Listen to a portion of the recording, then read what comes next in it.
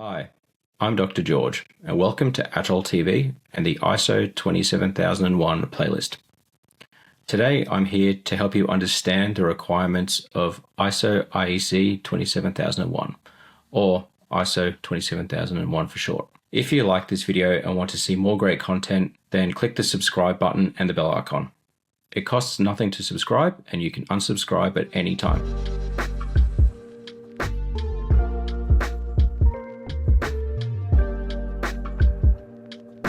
Clause 4 is broken up into 4 subclauses: 4.1, 4.2, 4.3, and 4.4. 4.1 is understanding the organization and its context. 4.2 is understanding the needs and expectations of interested parties. 4.3 is determining the scope of the information security management system. And 4.4 is the information security management system. So let's get started on 4.1, understanding the organization and its context. The requirement for ISO is the organization shall determine external and internal issues that are relevant to its purpose and that affect its ability to achieve the intended outcomes of its information security management system. So let's dig into that in a little bit more detail. Basically what we're looking here is we're looking for those internal and external issues that will affect the ISMS. So internal issues could be things like organizational structure, it could be policies and procedures, it could also be employee skills and competence, or technology infrastructure, for example. When we take a look at external issues, this is things like regulatory requirements, so there's regulations and laws, market conditions, technological advancements, so think things like, AI, quantum computing, or social and cultural factors.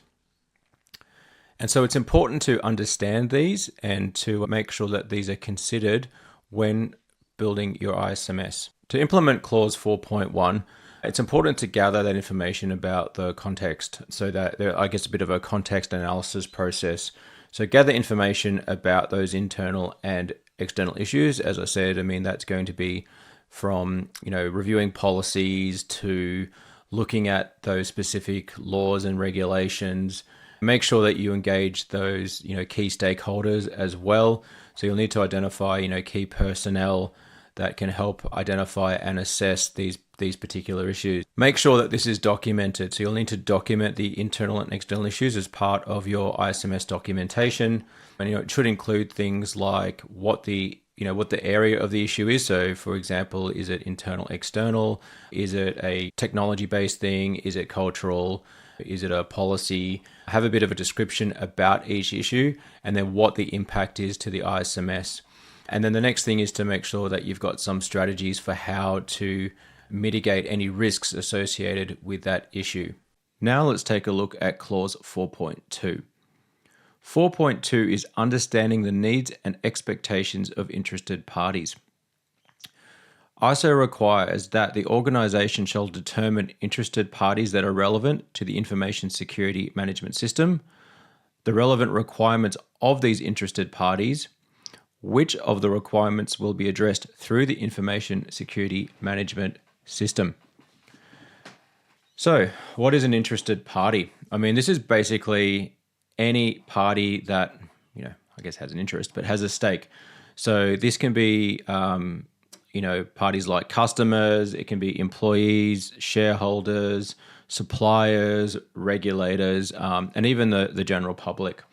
And so what needs to happen here is you need to identify those groups of stakeholders and then assess their needs and what they expect. So for example, the public, as an example, or even your customers would expect, when we're talking about information security, that there would be, that the information that they share with the organization will be kept private and will be secured. So that is an example of an expectation and a need of a customer. That also would apply from a regulator perspective. So the regulator would have an expectation that if you're collecting customer information and that you're within the scope of the regulation, that you're complying with the Privacy Act, for example, or whatever relevant piece of privacy legislation is within your jurisdiction. And so to do this, again, there's a bit of a identification piece, and there's an analysis to identify what those particular needs and expectations are.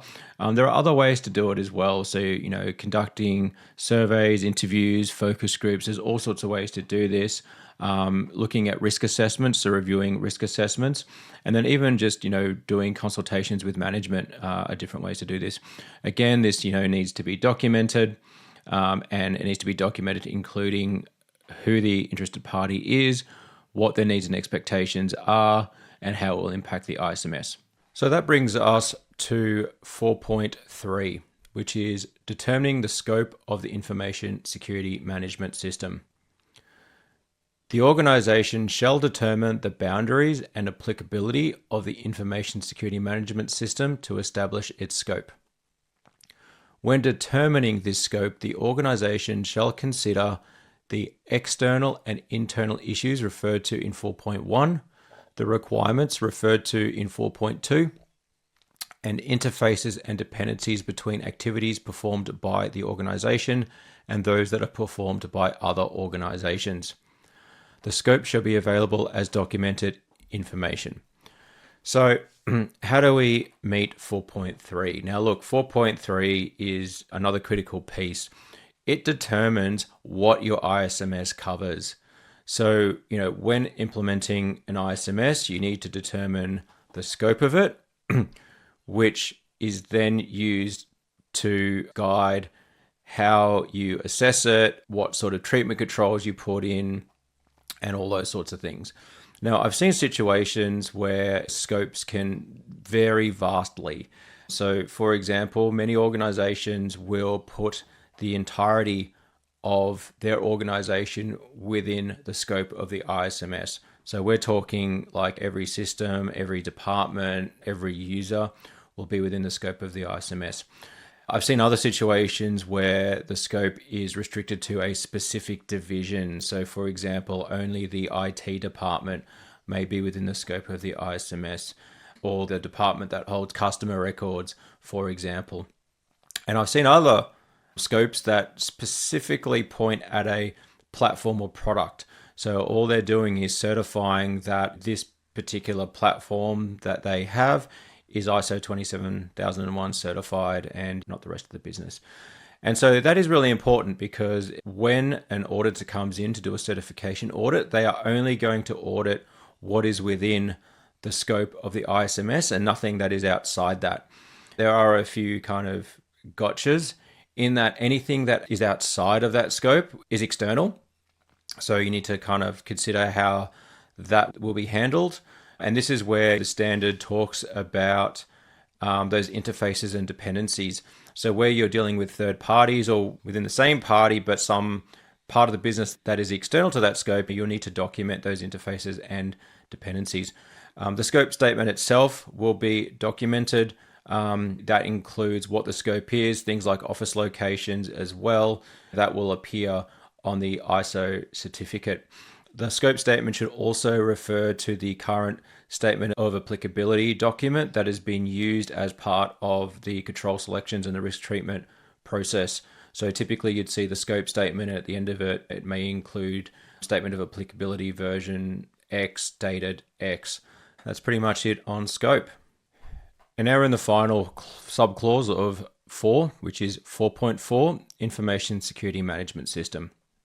The organization shall establish, implement, maintain, and continually improve an information security management system, including the processes needed and their interactions in accordance with the requirements of this document.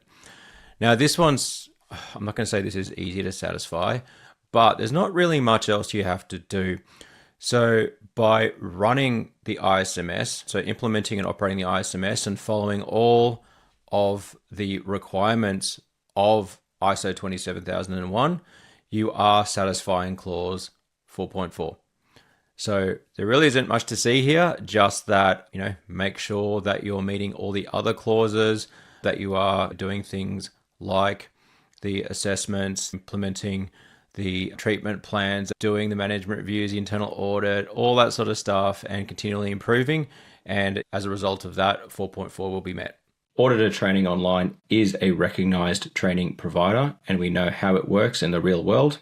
So we are confident that we can help you make change in your life and join the most sought after profession out there. Go to our website and enroll in our training or register for one of our other great products to transform your work and industry experience into a recognized qualification. And don't forget to subscribe to ATOL TV and leave a comment or question, as I truly do want to help you to join the best career out there with me.